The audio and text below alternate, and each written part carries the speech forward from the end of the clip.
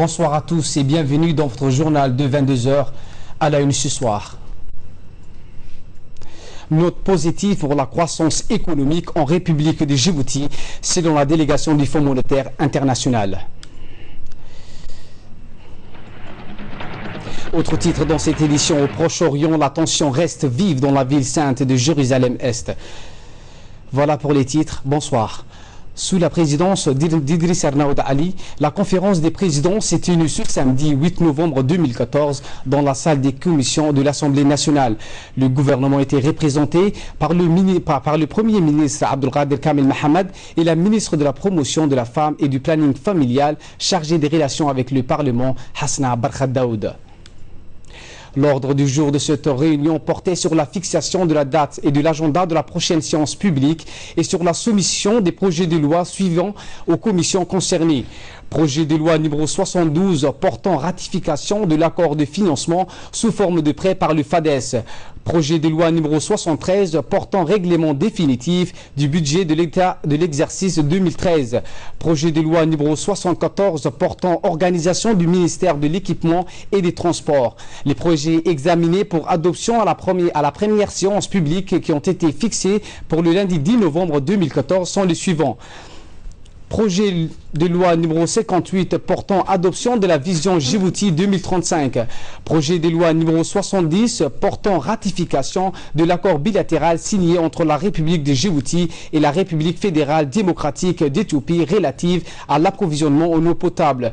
Projet de loi numéro 71 portant ratification de l'accord de financement du projet de réduction de la pauvreté urbaine de Djibouti-Ville. Santé à présent, le ministre de la Santé, Dr Kassig Issa Ousmane, en appui avec l'Organisation mondiale de la santé, l'UNICEF a lancé officiellement aujourd'hui dans la région de Dikil la première phase de la campagne de vaccination contre la poliomyélite des enfants de 0 à 5 ans sur l'ensemble du territoire. Cette campagne est différente des autres campagnes de vaccination puisqu'elle a été lancée simultanément des pays de la sous-région. Elle avait pour thème cette année 2 gouttes de vaccin contre le polio. Éviter la paralysie de votre enfant. Elle se déroulera sur l'ensemble du territoire national du 8 au 12 novembre et dans les pays frontaliers, à savoir la Somalie, l'Éthiopie et le Yémen. Était présent à la cérémonie du lancement le préfet de la région, Mohamed Cheikhou Hassan, le président du conseil régional, Abdurrahman Younis Ari, le conseil technique de l'OMS, Organisation mondiale de la santé, Dr Konaté Abdullahi, le représentant adjoint de l'UNICEF à Djibouti, Monsef Moualla, ainsi que le député de la région. L'objectif majeur de la campagne de vaccination poliomyélite est d'éradiquer cette maladie au niveau national et régional. Mais l'insécurité qui sévit dans certains pays de la sous-région ou ailleurs en fait qu'il y ait des poches de polio. C'est la raison pour laquelle l'OMS s'est engagée à lutter efficacement contre la polio. Rappelons que Djibouti n'a enregistré depuis 2002 aucun cas de poliomyélite. C'est pourquoi nous avons décidé de faire cette vaccination pour bien être à l'abri des polio. Après la cérémonie, le ministre de la Santé a procédé à vacciner les enfants en les mettant les gouttes dans la bouche. La population a participé massivement également à cette opération de vaccination contre la polio. C'est une opération de porte-à-porte qui a ainsi débuté ce matin à Dikil.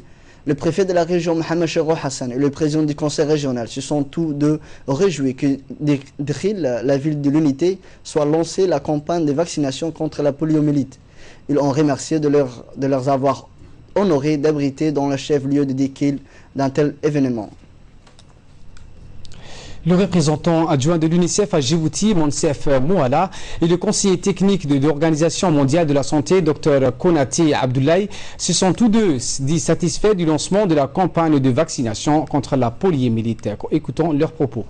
C'est un objectif commun avec le ministère de la Santé et l'OMS d'aider à éradiquer la polio de Djibouti tout d'abord, mais aussi de la sous-région. Et c'est pour ça que régulièrement la République de Djibouti, appuyée par l'OMS et l'UNICEF, fait des campagnes de vaccination pour prémunir les enfants contre les risques de poliomyélite. Le virus polio est un virus qui est un danger pour la société et pour l'économie. Donc notre objectif, c'est de faire en sorte qu'aucun enfant djiboutien ne soit atteint de cette maladie. Est-ce que ce polio a atteint un niveau qu'on peut dire alarmant? Comme le disait tout à l'heure monsieur le ministre de la Santé, depuis 2002, il n'y a pas encore eu de cas de polio à Djibouti. Mais il y a au niveau des pays voisins, il y a eu des cas qui ont été signalés. Et donc cette campagne vise aussi à prévenir les nouveaux cas de poliovirus. Le ministre de la Santé a exprimé de son côté que l'Organisation mondiale de la santé et le gouvernement de Djibouti tentent à éradiquer la polio. Voici un extrait de son intervention. Nous sommes là pour procéder au lancement de la première phase de la campagne de polio à Dikil. Cette phase de polio que nous lançons aujourd'hui est différente par rapport aux autres campagnes parce qu'elle se déroule simultanément dans les sous-régions, à savoir la Somalie, l'Éthiopie, le Yémen. L'Organisation mondiale de la santé tente à éradiquer la polio, mais l'insécurité qui sévit dans certains pays de sous-région et ailleurs ont fait qu'il y ait toujours des poches de polio. Il y a eu des cas qui ont été signalés en Somalie, il y a eu des cas qui ont été signalés au Yémen, et au jour d'aujourd'hui, des cas de poches ont été signalés partout où règne l'insécurité, comme la Syrie, comme l'Afghanistan, comme la Libye, comme l'Irak. Donc, c'est la raison pour laquelle l'Organisation mondiale de la santé s'est engagée à éradiquer la polio et par la suite, probablement la meilleure stratégie serait à ce que les pays qui enregistrent des cas ou qui n'enregistrent pas des cas les fassent simultanément pour éviter. Pour ce qui concerne la République du Djibouti, notre pays n'a pas enregistré de cas de polio depuis 2002. Mais aujourd'hui, la perméabilité de notre frontière, l'hospitalité que nous réservons aux gens des sous-régions dont le pays est confronté à des problèmes, font que nous soyons aussi vulnérables que les pays touchés. C'est la raison pour laquelle nous avons décidé de faire cette vaccination en même temps que le pays voisin.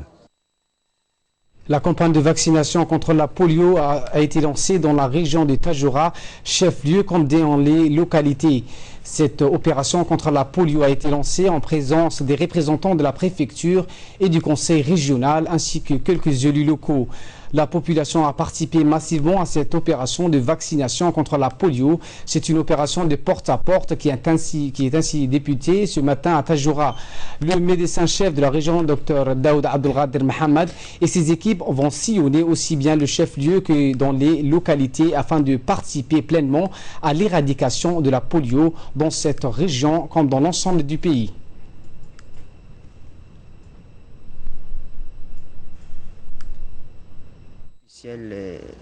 Sous le haut patronage de son Excellence le ministre de la Santé. Et aujourd'hui, on a aussi procédé au lancement ici à Tadjoura. Cette campagne sera différente que le reste des campagnes qu'on a déjà fait pour qu'on vaccine vraiment ensemble et tout au long de la frontière. Il faut que les deux pays aussi se communiquent pour ne pas laisser des enfants non vaccinés afin d'éradiquer la poliomyélite de notre région. Aujourd'hui, nous sommes là pour lancer la campagne de vaccination polio. Se déroule dans de bonnes conditions et il va falloir laisser aucun enfant de 0 à 1 an. La salle de conférence de la Banque centrale de Djibouti a abrité ce matin une réunion de consultation annuelle sur l'évolution économique du pays opérant par le Fonds monétaire international. Il s'agit d'une réunion de consultation sur le progrès enregistré en matière économique et sociale en collaboration avec cette organisation internationale. La délégation du FMI et l'autorité monétaire djiboutienne ont discuté de l'évolution économique que connaisse notre pays depuis l'année dernière ainsi que sur la question de la création d'emplois. Cette réunion a vu la participation du ministre des Finances et de l'Économie, Ilyas Moussa Douale, son collègue plutôt du budget Bodé Ahmed Roblé, le gouverneur de la Banque centrale Ahmed Ousmane et la délégation de FMI, dont le représentant résident de FMI à Djibouti, ainsi qu'un nombre de responsables monétaires djiboutiens. Rappelons que la délégation du FMI se trouve à Djibouti pour des travaux de consultation annuels. Et s'est entretenu avec le Premier ministre Abdelkader Kamel Mohamed et le ministre des Finances et de l'Économie Ilyas Moussa Douale. Toujours dans notre page économique, après sa rencontre avec les autorités politiques, économiques, monétaires et privées, la délégation du Fonds monétaire international conduite par Mohamed Khourchi a tenu une conférence de presse à la Banque centrale de Djibouti pour évoquer la situation et les perspectives de la croissance économique à Djibouti. Selon Mohamed Khourchi, la situation économique est en forte augmentation depuis plusieurs années grâce aux investissements multiples dans les infrastructures. Selon le Fonds monétaire international, le taux de croissance sera de 6% en 2014 pour atteindre 7% en 2015 grâce à un ensemble d'investissements en mesure d'augmenter la croissance. Je vous propose d'écouter la conférence de presse. Très bien. Là, premièrement, on voit que la croissance s'installe. La croissance en 2014 déjà se situera au niveau de à peu près à 6% de PIB par rapport à 5% l'année précédente. La croissance continuera aussi et encore plus dans les années qui viennent. À partir de 2015, on projette un taux de croissance de l'activité économique se situant à 7%. Ceci reflète l'effort important au niveau des investissements dans le pays. Les investissements augmentent d'une manière très appréciable étant donné les projets qui sont actuellement en cours. Ces projets économiques touchent à différents secteurs, touchent bien sûr au chemin de fer, à l'eau, à l'énergie, télécommunications et aussi au port. Et tous ces projets-là vont, à notre avis, conduire à une croissance assez significative. L'inflation se stabilise, donc c'est le côté positif. Écoutez, j'ai visité Djibouti la première fois en 1992. Et nous sommes en 2014 et je suis bien placé pour voir la différence. Donc la différence est très claire, un niveau de développement remarquable. Je dirais même que entre 2012 et maintenant, je vois des changements très significatifs. La croissance maintenant et la dynamique que cela crée pour l'économie djiboutienne sont une occasion à saisir. Il faut continuer cette croissance. Bien sûr, on a toujours voulu développer l'infrastructure parce que c'est clé pour l'essor économique. Il faudrait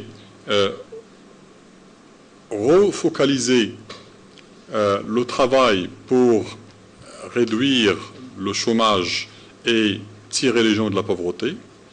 Il faut aussi diversifier l'économie pour que cette croissance puisse créer les conditions d'une économie moderne et qui va se développer pour jouer le rôle attendu de Djibouti dans la région. Djibouti joue un rôle très important au niveau régional, aussi bien au niveau des télécommunications, au niveau des ports, au niveau de fournir, de transporter les marchandises à des pays très importants comme l'Éthiopie, mais même peut arriver au Soudan, au Sud-Soudan et ailleurs. Et sur le plan télécommunication, Djibouti joue un rôle très important avec les câbles maritimes que vous avez. Donc il faudrait capitaliser toutes ces avantages et ces positions stratégiques pour créer les conditions d'une croissance durable au bénéfice de tout le monde, bien sûr dans le cadre de la stabilité macroéconomique. Dans notre page sport à présent, la Fédération djiboutienne de tennis, en étroite collaboration avec le secrétariat d'État à la jeunesse et au sport, ont organisé ce matin une cérémonie de clôture de formation de niveau 1 pour les entraîneurs au Gabot 4. La formation a duré du 28 octobre et s'est achevée aujourd'hui, 8 novembre. La cérémonie de clôture a vu la participation du vice-président de la Fédération de tennis, du formateur de tennis international Terry, le représentant du comité olympique de Djibouti, ainsi que les participants. 15 stagiaires qui ont été sélectionnés et qui ont suivi les formations de niveau 1 avec brillance et courage. Ce stage avait pour objectif de pouvoir former des entraîneurs pour qu'ils puissent à leur tour enseigner et transmettre leur expérience. Rappelons que ce stage a été financé par la solidarité olympique sous couvert du Comité national olympique et sportif djiboutien. C'est réservé pour les riches. C'est vrai, c'était pour les riches. À l'époque, nous, on achetait des raquettes à 50 000 francs. Aujourd'hui, on met à la disposition des raquettes. Là où vous êtes aujourd'hui, c'est grâce à notre patience qu'on a eu ce terrain par le président de la République. Si on n'avait pas eu ça aujourd'hui, tous les clubs sont fermés. Tennis aurait été disparaître. Là, on a une chance.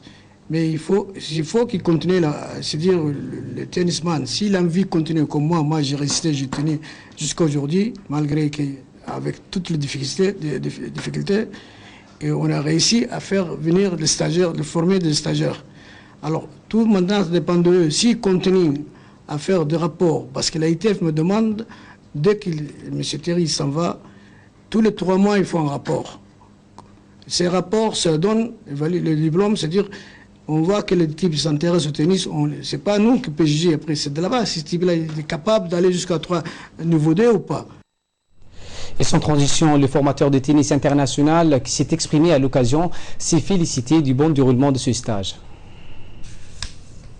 Il y a 11 jours, on était ensemble en train de parler du début de ce stage. Un stage qui a été organisé par la Fédération djiboutienne de tennis, mais financé ou cofinancé par la solidarité olympique à partir du Comité national olympique djiboutien. Et ce stage, en tout début, on avait sur notre liste 12 participants. Et aujourd'hui, nous sommes heureux de finir avec 9, du moins 9 qui ont été évalués. Et au nom de la Fédération internationale de tennis, j'aimerais d'abord remercier la Fédération djiboutienne de tennis pour avoir mis en place toute cette structure pour permettre à ces stagiaires de pouvoir assister ou participer à ce stage de bonne façon ou de meilleure manière. Je remercie la solidarité olympique à travers le Comité national olympique djiboutien pour avoir mis les moyens disponibles pour que ce stage puisse avoir lieu à Djibouti et que ce soit bien organisé. C'est pour moi un plaisir de clôturer ces stages de niveau 1 de la solidarité olympique de tennis. C'est aussi un plaisir d'être parmi vous, de partager ces moments de joie. Je remercie donc au passage votre assiduité, votre dévouance et aussi l'expert qui a ménagé tous ses efforts pour faire de ces 12 jours une formation adéquate qui pourra servir la suite de vos événements que vous devrez donc être des entraîneurs et tout ça. Maintenant, l'expert Terry vient de dire donc 3 choses qui sont importantes. Une, c'est votre continuité. Continuez à exercer, continuez à former, donnez ce que vous avez appris. C'est très important. La formation sert à donner ce qu'on apprend. Ce n'est pas garder, rentrer à la maison, mettre ce diplôme contre le mur pour dire voilà, je suis un entraîneur de tennis. Il y en a ceux parmi vous que je revois pour 2e ou 3e fois en stage et que c'est toujours, ils prennent encore un stage de niveau 1. C'est pas fameux. Il faut développer. Dans le cadre de la sensibilisation des élèves à l'hygiène et à la propriété, une réunion d'information et de formation à la santé, à l'hygiène scolaire au profit des chefs d'établissement s'est tenue ce matin dans la salle de conférence de Menfob. Cette réunion d'information et de formation animée par Mohamed Yassi Younis, chef des services de la santé scolaire, et son personnel du service de la santé scolaire avait pour objectif d'outiller le directeur des écoles afin qu'il puisse transmettre le message aux enseignants et aux élèves. Lors de cette réunion, le chef des services de la santé scolaire a rappelé toutefois que le Menfob a entrepris la réhabilitation de toutes les toilettes des établissements scolaires pendant les vacances scolaires. C'est dans ce cadre qu'il a exhorté l'ensemble des chefs d'établissement de veiller à l'hygiène et à la propriété de leurs écoles respectives. Au cours de cette rencontre, les participants ont échangé leur expérience et ont dressé des stratégies d'utilisation adéquate des toilettes par les élèves et les moyens de renforcer la propriété de l'environnement scolaire. À la fin de la réunion, des documents et des boîtes à images sur l'utilisation des toilettes ont été distribués. Les participants d'école. Cette réunion concerne comment sensibiliser les élèves à l'hygiène et la propreté. Comme vous le savez, le ministère de l'Éducation nationale a totalement réhabiliter les toilettes de différents établissements cette année, pendant les vacances scolaires. Et pour cela, il faut une campagne de sensibilisation auprès des directeurs, des enseignants, pour que ces toilettes restent propres durant toute l'année. Cette réunion a réuni la totalité des directeurs d'école de Djibouti-Ville ainsi que les régions. À partir dès la fin de cette réunion, les directeurs vont mettre en œuvre les différentes instructions qu'ils ont eues lors de cette réunion. Avis de recherche. Madame Negad Hussein Houch lance un avis de recherche au grand sujet de sa grand-mère répondant au nom de Fatouma Riraj de Allé, âgée de 75 ans. Celle-ci s'est égarée du foyer familial depuis bientôt 3 jours. Toute personne susceptible de retrouver est priée d'appeler les numéros de téléphone suivants, les 77 83 94 73 ou les 77 82 40. Autre avis de recherche, cet enfant que vous voyez sur votre écran a été retrouvé cet après-midi vers 17 h à proximité de la station de service de Gabod 1. L'enfant dont voici l'image présente tous les signes d'un enfant sourd-muet. Toute personne pouvant le reconnaître doit avertir la famille et prendre contact avec le commissariat central au 21 35 27 61 ou le 21 35 39 66. Je répète, 21 35 27 61 ou le 21 35 39 66. Passons à présent à l'actualité à travers le monde. Le Yémen s'est doté hier d'un nouveau gouvernement de 36 membres, censé aider le pays à sortir de sa grave crise politique, a annoncé l'agence officielle Saba. Le point dans cette séquence.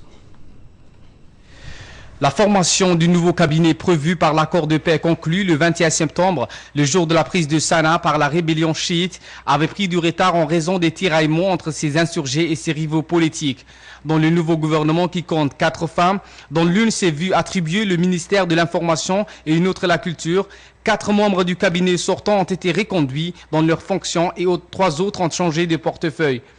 En revanche, un diplomate de carrière, Abdallah Al-Saadi, a été nommé ministre des Affaires étrangères, alors que le nouveau ministre de la Défense, le général Mahmoud Al-Soubahi, était jusqu'à sa nomination commandant de la 4e région militaire et celui de l'Intérieur. Le général Jalal Al-Rushayn était chef de la police politique. C'était dans les titres. Direction la ville sainte de Jérusalem où la tension reste vive.